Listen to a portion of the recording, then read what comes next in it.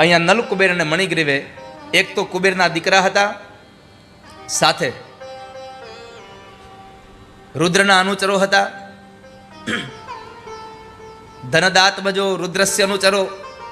વારુણી મદિરામ પીતવા, એણે મદિરા પીધો હતો અને વ્યભિચાર સ્ત્રીઓનો સંગ હતો. આ 4 દોષ થયા. એમાં સંતનો એક અપરાધ થઈ ગયો. નારદજીનો, નારદે શાપ આપ્યો કે જળની જેમ ઊભા છો તમે જાડવા થશો. તે દામોદર લીલાની કથા છે. ભગવાનનું એક નામ થયું દામોદર. એટલી અદ્ભુત કથાઓ છે આ બધી. જ્યારે નામ દામોદર હતું તો એનું એક કારણ એ હતું કે જ્યારે ભગવાને માં યશોદાના હાથમાંથી દધીમંથન છોડાવીને માએ વિચાર્યું કે લાલો બધાના ઘરે માખણ ખાય, મારી ઘરે નથી ખાતો, કેમ?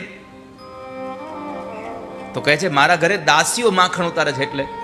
એટલે એકવાર માં પોતે પોતાની જાતે માખણ ઉતારે છે.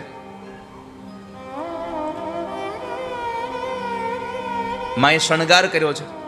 માં જ્યારે ભગવાન માટે દામણા ખેંચતા હતા ને, ત્યારે હાથના કંકન અને કાનના કુંડળ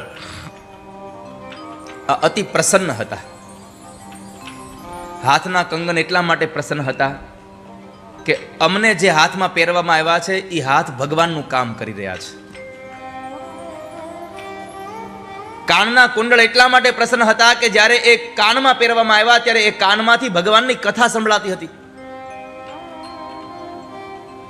આ કાન તો જ સફળ છે જો ભગવાનની કથા સાંભળી હોય તો.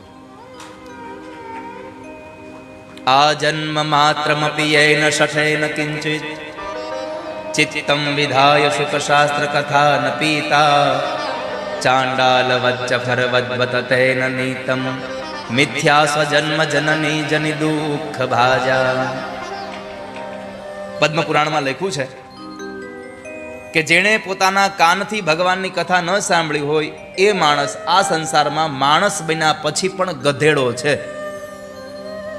ચાંડાલ વચ્ચ ખરવદ્વત તેન નીતમ.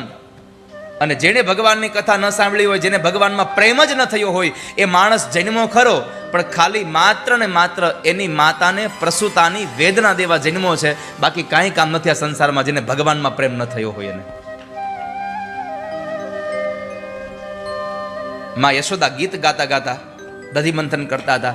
એટલે એક ઉપદેશ આપ્યો કે ઘરમાં કામ ગમે તે કરો પણ મુખમાં નામ તો ભગવાનનું જ રહેવું જોઈએ. યાની યાની ગીતાની તદબાલ ચરિતાની ચ દધી નિર્મંથને કાલે સ્મરંતિ તાન્ય ગાયત. માં ભગવાનના ગીતો ગાતા ગાતા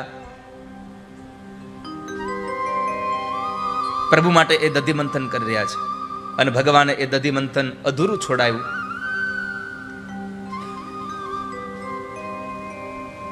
મા પાસે દૂધ માંગ્યું ભગવાનને. મા પોતાના ખોળામાં લઈને સુવાડે છે. પણ ત્યાં બરાબર માની નજર પડી કે એક ચૂલા ઉપર એક તપેલીમાં પદ્મગંધા નામની ગાયનું દૂધ ગરમ થતું હતું અને ભગવાન એ દૂધ પીતા હતા. એટલે મા એ તપેલીમાં રહેલા દૂધને ઉતારવા માટે ગયા. એટલે ભગવાનને ક્રોધ આવ્યો કે માએ મને અતૃપ્ત છોડ્યો. એટલે ભગવાને માટલી ફોડી નાખી. એટલે માને ક્રોધ આવ્યો. એટલે માં ભગવાનને પકડવા માટે ગયા પણ ભગવાન હાથમાં ના આવ્યા. જ્યાં સુધી માં લાકડી લઈને પાછળ દોડ્યા ને ત્યાં સુધી ભગવાન ન પકડાયા. બહુ સુંદર ઉપદેશની કથા છે. માં થાકી ગયા, લાકડી ફેંકી દીધી. એટલે ભગવાન ઓટોમેટિક એના ખોળામાં બેસી ગયા. કેમ? જ્યાં સુધી જીવાત્માના હાથમાં અભિમાનની લાકડી છે ત્યાં સુધી પ્રેમરૂપી કૃષ્ણ તમારા હાથમાં નહીં પકડાય કોઈ દિવસ. પ્રેમરૂપી કૃષ્ણને પકડવો હોય તો અભિમાનની લાકડી છોડી દેવી પડશે તમારે. પછી માએ પરમાત્માને બાંધવા માટે થઈ અને દામણાઓથી પેટના ભાગે બાંધ્યા ખાંડણીયા સાથે. એટલે ભગવાનનું નામ થયું દામોદર. ઘરમાં ઘર એમાં રહે છે દામોદર. હવે સમજાણું આમાં તમને? ઘરમાં ઘર એમાં દામોદર. કેટલાને સમજાણું? ઓહો, કોઈ નહીં. સમજાવી દો. આ વિશ્વ એક આખું ઘર છે.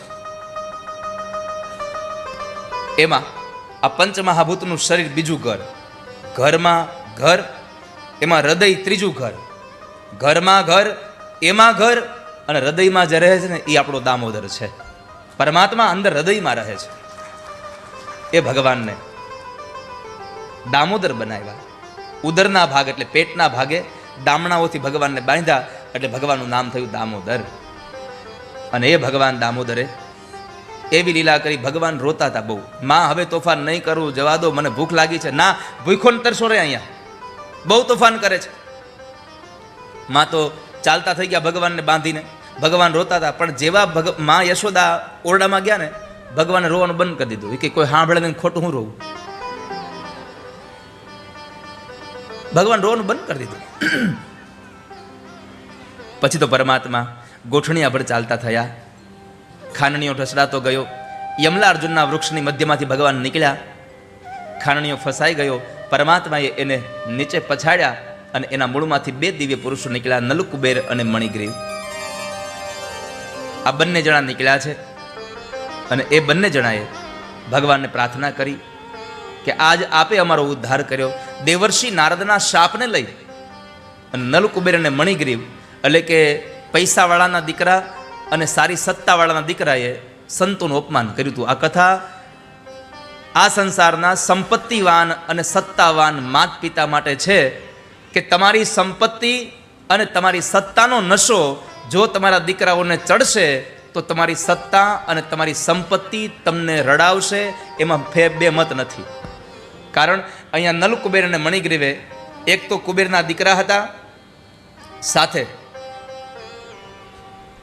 રુદ્રના અનુચરો હતા. ધનદાત્મજો રુદ્રસ્ય અનુચરો. વારુણી મદિરામ પીતવા, એણે મદિરા પીધો હતો અને વ્યભિચાર સ્ત્રીઓનો સંગ હતો. આ 4 દોષ થયા. એમાં સંતનો એક અપરાધ થઈ ગયો નારદજીનો. નારદે શાપ આપ્યો કે જળની જેમ ઊભા છો, તમે ઝાડવા થશો. અને એ 2 ઝાડ થયા. યમલા અર્જુનના વૃક્ષ. આજે ભગવાને ઉદ્ધાર કર્યો. પરમાત્માને પ્રાર્થના કરી. વાણી ગુણાનું કથને શ્રવણો કથાયામ હસ્તૌ ચકર્મસુમન સ્તવ પાદયોર્ન સ્મૃત્યાં શિરસ્તવ નિવાસ જગત પ્રણામે દ્રષ્ટિ સતામ દર્શને સ્તુભવતનું નામ. હે નાથ, અમારી વાણી તમારા ગુણ ગાય, અમારા કાન તમારા ગુણને સાંભળે, અમારું મન તમારામાં લાગેલું રહે એટલી કૃપા કરજો. અમારી આંખ સદૈવને માટે તમારા દર્શન કરે. દ્રષ્ટિ સતામ દર્શને સ્તુ ભવતનું નામ. અમે સદૈવને માટે તમારા દર્શન કરતા રહીએ એવી કૃપા કરજો.